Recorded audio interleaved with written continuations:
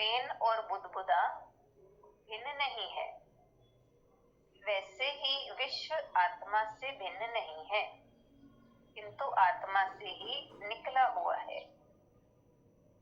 जैसे जल से तरंग, फेन, बुदबुदा भिन्न नहीं है, वैसे ही विश्व आत्मा से भिन्न नहीं है, किंतु आत्मा से ही निकला हुआ है।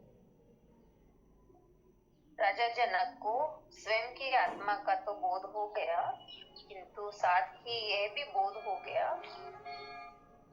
कि ये समस्त आत्माएं भी भिन्न भिन्न नहीं है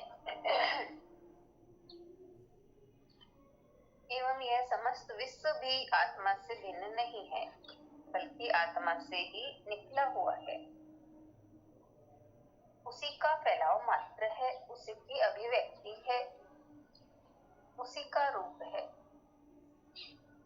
वे इसे उदाहरण लेकर समझाते हैं कि जिस प्रकार जल से तरंग, फेन और बुदबुदा भिन्न नहीं है, उसी प्रकार आत्मा से विश्व भिन्न नहीं है।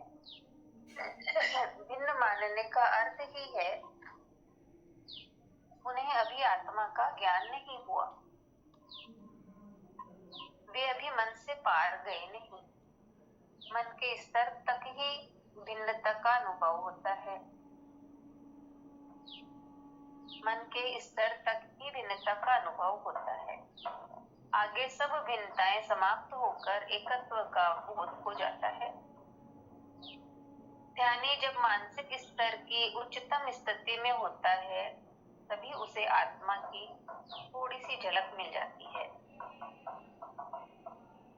ध्यानी जब मानसिक स्तर की उच्चतम स्थिति में होता है, तभी उसे आत्मा की थोड़ी सी झलक मिल जाती है, किंतु पूर्ण आत्मज्ञान की स्थिति में नहीं पहुंचने से उसे भिन्न भिन्न आत्माएं ही प्रतीत होती है। यह ज्ञान की अपूर्ण स्थिति है कि ज्ञान अभी हुआ नहीं है। ज्ञानी को यदि सब में एक ही परमात्मा ना दिखाई दे, तो समझ लो अभी ज्ञान हुआ ही नहीं है, अभी अज्ञान शेष है।